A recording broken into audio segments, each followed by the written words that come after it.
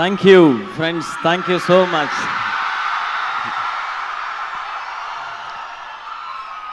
உங்களோட இந்த வரவேற்புக்கு, அன்புக்கு, கைத்தட்டலுக்கு, இந்த சத்தத்துக்கு ரொம்ப ரொம்ப ரொம்ப ரொம்ப ரொம்ப பெரிய நன்றி. இந்த மாதிரி ஒரு சத்தம் கேட்டு எனக்கு ரொம்ப நாள் ஆச்சு.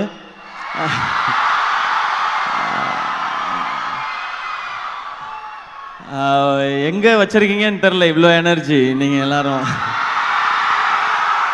And very big thanks ICT academy. இது ரொம்ப பெரிய ஆப்பர்ச்சுனிட்டின்னு நினைக்கிறேன். சந்தோஷமான மேடை. அதெல்லாம் தாண்டி இந்த இந்த ஒரு அவார்ட் யூத் ஐகான்றது அது அவங்க சொல்லும் பொழுது ரொம்ப பெருசாகவும் சந்தோஷமாகவும் இருந்தது. அந்த அவார்டோட இவ்வளோ கைத்தட்டல்களும் சத்தமும் கேட்கும்போது அப்படியே ஜிவ்வுன்னு இருக்கு எனக்கு. ஆக்சுவலாக தேங்க்யூ ஸோ மச்.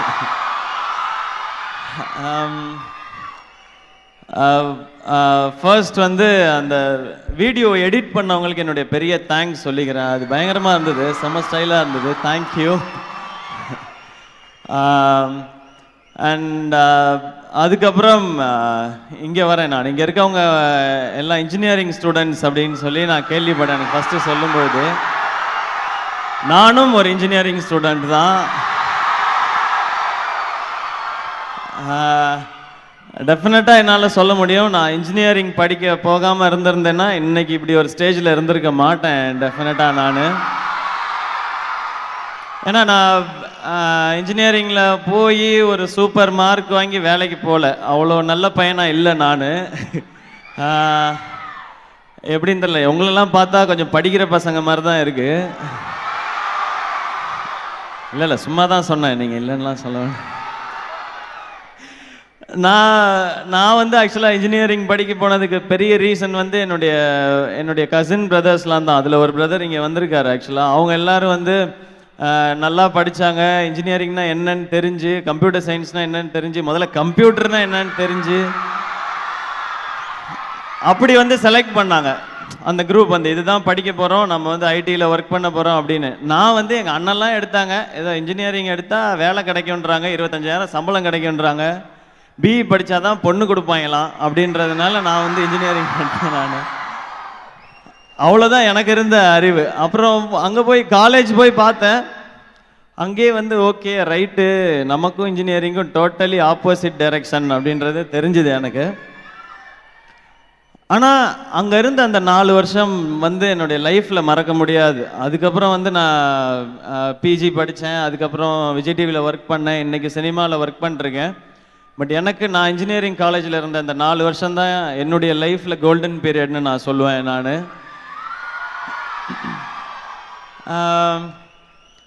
ஏன்னா அது வரைக்கும் வந்து நான் பெருசாக வந்து ரொம்ப ஒஸ்ட்டாலாம் படிக்க மாட்டேன். 12th வரைக்கும் வந்து பாஸ் பண்ணி ஒரு 80% அப்படி வந்து சேர்ந்துட்டேன். நான் இன்ஜினியரிங் வந்ததுக்கப்புறம் தான் ஃபெயிலியரை ஃபேஸ் பண்ணுறது எப்படின்றது எனக்கு இன்ஜினியரிங் தான் சொல்லி கொடுத்துச்சுன்ற தைரியமாக சொல்லுவேன். அன்னைக்கு எனக்கு வந்து பார்க்கும்போது ஐயோ தப்பானதை எடுத்துட்டோமோ அப்படின்னு சொல்லி. பட் அரியர் நம்ம வச்சா நம்ம தானே கிளியர் பண்ணி ஆகணும், வேறு ஹெல்ப்பே கிடையாது அதுக்கு. ஸோ நானும் வந்து நிறைய அரியர்ஸ்லாம் வச்சு அதுக்கப்புறம் ஒரு 2 இயர்ஸ் கழித்து கொஞ்சம் அறிவு வந்து இல்லை போச்சு, லைஃப் போய்டும், நம்மளை யாருமே கண்டுக்க மாட்டாங்க, நமக்கு எதுவுமே கிடைக்காது, நம்ம வாழ்க்கை முடிஞ்சிரும்ன்ற பயத்தில், ஃபெயிலியர் மேலே இருக்க ஒரு பயம் இருக்கும் இல்லையா, அதனால வந்து கஷ்டப்பட்டு பாஸ் பண்ணி எப்படியாவது இன்ஜினியரிங் முடிக்கணும்னு முடித்தேன். பட் இன்ஜினியரிங் முடித்தா எந்த வேலைக்கு போகிறதுன்னு தெரில எனக்கு. அதனால தான் எம்பிஏ படித்தேன். ஏன்னா வீட்டில் ஒரு காரணம் சொல்ல வேண்டியிருந்தது. அதனால தான் எம்பிஏ படித்தேன். பட் நான் அகைன் திரும்ப இன்ஜினியரிங்கே வரேன். எனக்கு இன்ஜினியரிங் கொடுத்த இன்னொரு மிகப்பெரிய கிஃப்ட் அப்படின்னா அது என்னுடைய ஃப்ரெண்ட்ஸ். இன்றைக்கி நான் இங்கே நிற்கிறதுக்கு ரொம்ப ரொம்ப ரொம்ப ரொம்ப முக்கியமான காரணம் என் ஃப்ரெண்ட்ஸ். அது இந்த மாதிரி ஒரு மேடையில் இப்போ நீங்கள்லாம் இருக்கும்போது அதை நான் தைரியமாக சொல்ல முடியும். ஏன்னா இன்றைக்கி நீங்கள் எப்படி இவ்வளோ பேர் கைத்தட்டுறீங்களோ அந்த கைத்தட்டல்களை நான் ஒவ்வொரு முறை தோக்கும் போதும், ஒவ்வொரு முறை அவமானப்படும் போதும் என் பக்கத்தில் இருந்து பின்னாடி இருந்து கொடுத்தது என்னோட ஃப்ரெண்ட்ஸ். அவங்க எல்லாருக்கும் இந்த ஸ்டேஜில் நான் தேங்க்ஸ் சொல்லிக்கிறேன். அது இல்லைன்னா வேறு எதுவுமே ட்ரை பண்ணியிருக்க முடியாது. அண்ட் நான் இங்கே வந்து என்ன பேசணும் அப்படின்னு கேட்டேன். உங்களுக்கு என்ன தோணுதோ என்னென்னு ஃபோட்டோ நான் ஏதோ சொல்ல வரேன். என்ன பேசணும் கேட்டேன், உங்களுக்கு லைஃப்ல இருந்தது, என் லைஃப்ல நடந்ததை சொல்றதுக்கு எதுவும் பெருசா இல்லை. உங்க லைஃப்ல என்னெல்லாம் நடந்துச்சோ அதெல்லாம் என் லைஃப்லயே நடந்தது, அவ்வளவுதான். தனியா எதுவுமே சொல்லி என்ன, நீங்க எல்லாம் இப்போ கொஞ்சம் டெக்னிக்கலி அட்வான்ஸ்டா இருக்கீங்க. நாங்க வந்து எங்க காலேஜ்ல இப்படி ஒரு ஃபங்க்ஷன்லாம் நடக்கும்போது இப்படி படம் பிடிக்கிறதுக்கு செல்போன் கூட கிடையாது. நாங்களே ஞாபகம் வச்சு அப்புறம் தான் அதை பத்தி பேசணும். ஸோ அவ்வளோ அட்வான்ஸ்டா இருக்கீங்க இன்னைக்கு நீங்க, அவ்வளோதான் டிஃப்ரென்ஸ். மற்றபடி நீங்க என்னெல்லாம் மிஸ்டேக்ஸ் பண்ணீங்களோ அது எல்லாத்தையும் நானும் பண்ணேன். நீங்கள் என்னெல்லாம் நல்ல விஷயங்கள் கற்றுக்குறீங்களோ அதெல்லாம் நானும் கற்றுக்கிட்டேன். நீங்கள் எப்படிலாம் ஃப்ரெண்ட்ஸை தேர்ந்தெடுக்கிறீங்களோ அப்படி தான் நானும் தேர்ந்தெடுத்தேன். பட் ஒரு அட்வைஸாக சொல்ல முடியாது, ஒரு ரெக்வஸ்ட்டாக சொல்கிறேன். நீங்கள் இந்த இன்ஜினியரிங் டைமில் இந்த 4 இயர்ஸில் நல்ல ஃப்ரெண்டை சூஸ் பண்ணிங்கன்னா உங்கள் லைஃப் தப்பாக போகவே போகாது. உங்களோட பேரண்ட்ஸோ இல்லை ரிலேட்டிவ்ஸோ செய்ய முடியாத ஒரு மிகப்பெரிய உதவியை கூட உங்கள் ஃப்ரெண்ட்ஸால் செய்ய முடியும். அதனால சரியான நண்பர்களை இந்த டைம்ல தேர்ந்தெடுத்துருங்க. அதனோட ஒரு ஸ்மால் ரெக்வஸ்ட், இது அட்வைஸ்லாம் இல்லை, உங்களுக்கு என்னை தாண்டி நிறையா தெரியும். அண்ட் வேற என்ன சொல்றதுன்னு தெரியல. நீங்க காலையிலேருந்து நிறைய செமினார்ஸ் கேட்டுட்டே இருந்திருப்பீங்க, அதனால நானும் எக்ஸ்ட்ராவா எதுவும் சொல்ல விரும்பல. பட் அதெல்லாம் தாண்டி வேணாமா, வேணுமா, வேணும்னா அதுக்காக நான் என்ன 30 நிமிஷம் மூச்சு விடாமையா பேச போறேன்? ஏதாவது 1 மணி நேரமா? சபா, உன் மெமரி கார்டு தீர்ந்து போயிரும் தம்பி. ஓகே, நான் வேற என்ன சொல்றது. ஓகே, நான் வந்து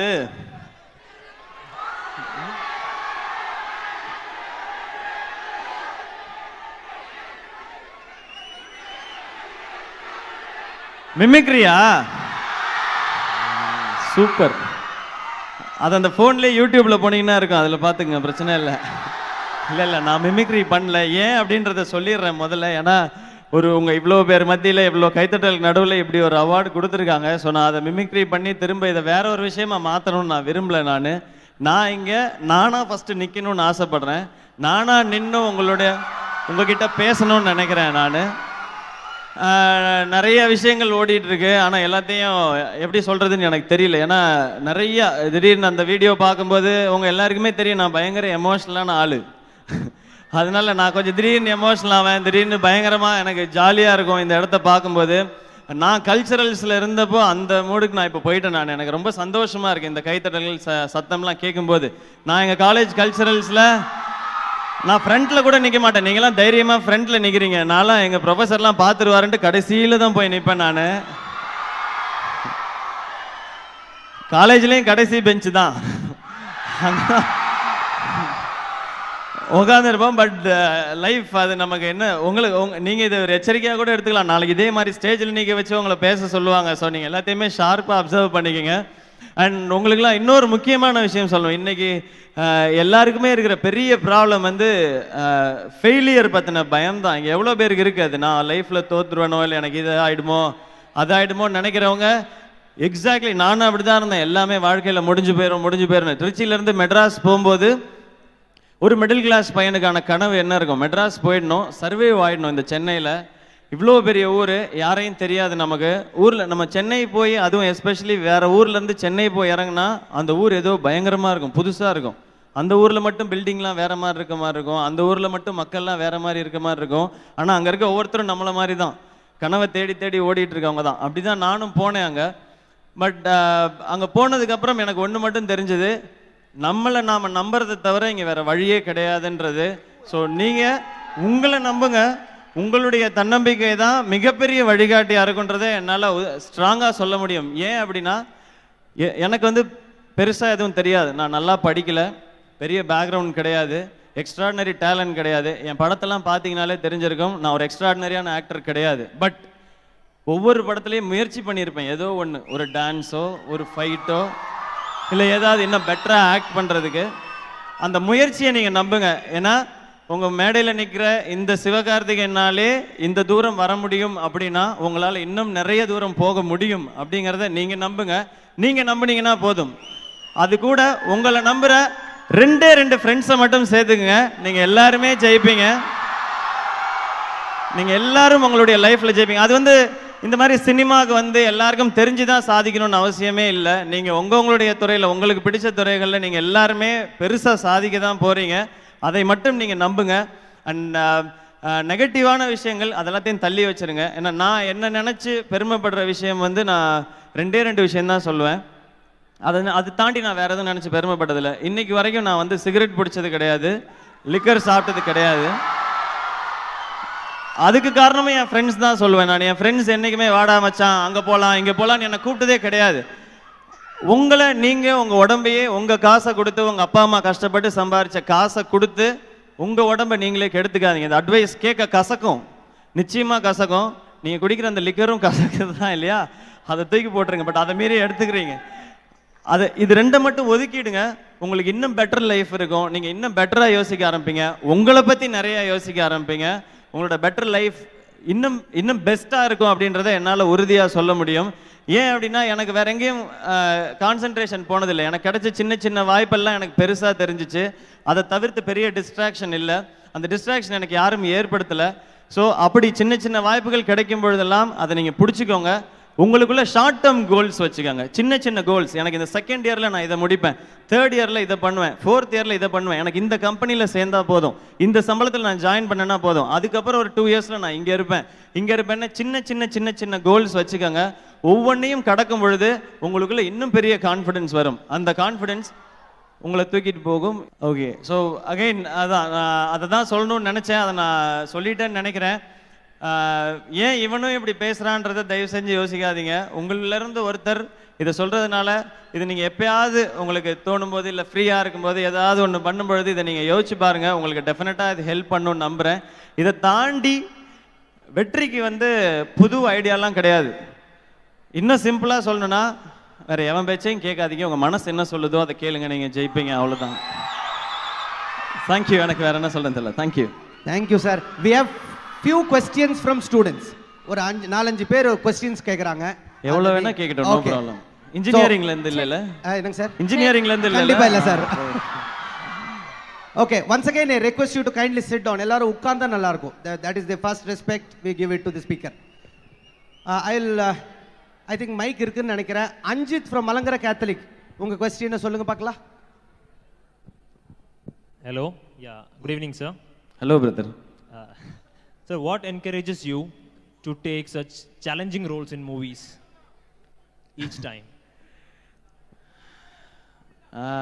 நான் தமிழ்ல தான்ப்பா சொல்லுவேன், அது ஒன்று தான் தெரியும்.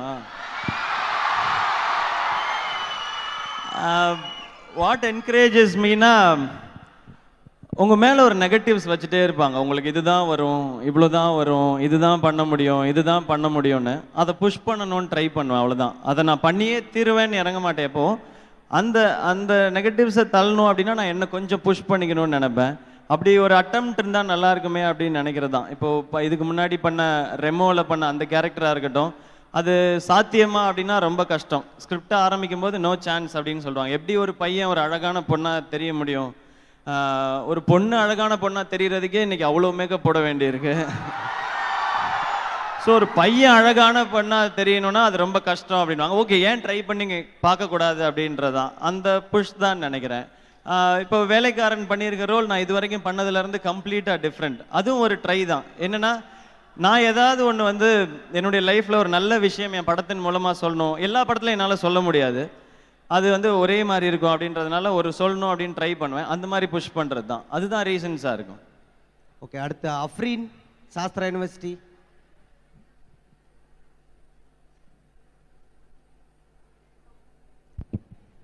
Hello sir. ஹலோ. உங்களுக்கு பொறுத்த வரைக்கும் சக்ஸஸ்னா என்ன சார்?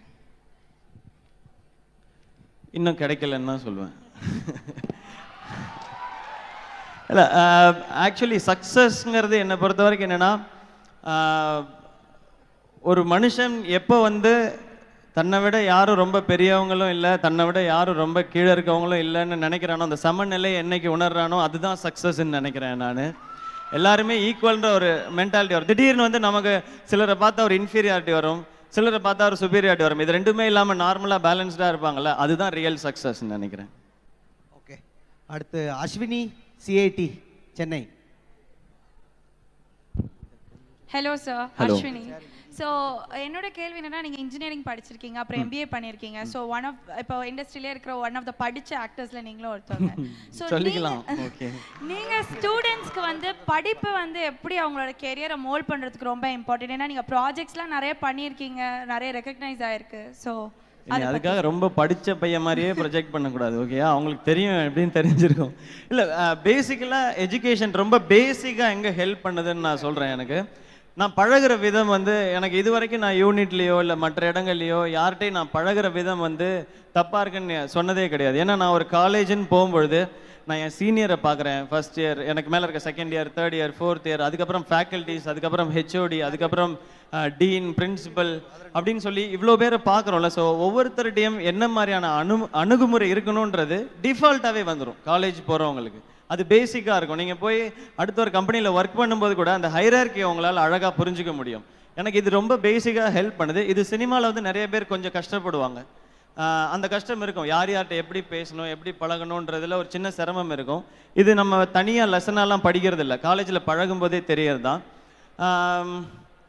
அதை தாண்டி எனக்கு வேற என்னன்னா, என்னுடைய மிஸ்டேக்ஸை கம்மி பண்ணுறதுக்கு என்னுடைய இன்ஜினியரிங்கை விட எம்பிஏ ரொம்ப ஹெல்ப் பண்ணியிருக்கு. ஹவு டு ஸ்ட்ராட்டஜைஸ், எப்படி ஒர்க் பண்ணணும், நம்மளோட ஸ்வாட்னு சொல்லுவாங்கள்ல, ஸ்வாட் அனாலிசிஸ், ஸ்ட்ரென்த், வீக்னஸ், ஆப்பர்ச்சுனிட்டி, த்ரெட்டுன்னு, இதெல்லாம் அப்போ படிக்கும்போது ஜஸ்ட் 2 மார்க்ஸ்க்காக படிச்சுட்டு விட்டுட்டேன் நான். அதுக்கப்புறம் உட்காந்து ஒரு நாள் யோசிக்கும் போது நம்மளுடைய ஸ்வாட் என்ன அப்படின்னு போட்டு பார்க்கும்போது என்னோட மிஸ்டேக்ஸை கம்மி பண்ணுறதுக்கு அது நிறைய ஹெல்ப் பண்ணியிருக்கு. சில ப்ராஜெக்ட்ஸ் வந்து ரொம்ப பெரிய தப்பாக இருந்திருக்கும் நான் பண்ணியிருந்தா, அதை நான் பண்ணாமல் தவிர்த்ததுக்கு அதெல்லாம் ஒரு காரணமாகவும் இருந்தது. Okay, Ashwini, you have one question. Hi sir. Hello sir, நான் உங்ககிட்ட என்ன கேட்கணும்னு நினைக்கிறேன்னா, டிவி ஆங்கர்ல இருந்து ஆக்டர் வரைக்கும் சார் உங்கள் ஜேர்னியை பற்றி ஏதாவது சொல்லுங்கள் சார். டிவி சொல்லுங்கள், நல்லா தானே சொல்லுவீங்க. இல்லை, அந்த ஜேர்னி ஆக்சுவலாக நான் டிவி ஆங்கர் டு ஆக்டர், நான் ஆக்டராக என்ன ஆகணும்னு நினச்சேன்னா, நான் வந்து பெரிய ஹீரோஸ் பக்கத்தில் நிற்கணும், ஒரு நல்ல ரோல்ஸ் நடிக்கணும், ஃபுல் லென்த்தாக ஒரு ஹியூமர் ரோல்ஸ் பண்ணணும். இதுதான் என்னுடைய எய்மாக இருந்தது. நான் வந்து அஜித் சாரோட, விஜய் சாரோடலாம் ஒரு காமெடி ரோல்ஸ் வந்து பண்ணணும். அப்படி நம்ம வந்தால் நல்ல ரீச் ஆகும், அப்படியே நல்ல நல்ல படங்கள் பண்ணுவோம். இதுதான் என்னோட ஐடியா வந்து. ஏன்னா ஹீரோன்னு யோசிக்கிற சூழ்நிலையை வந்து டெலிவிஷன்லேருந்து போடுறவங்களுக்கு அந்த சினிமா கிரியேட் பண்ணி வைக்கல.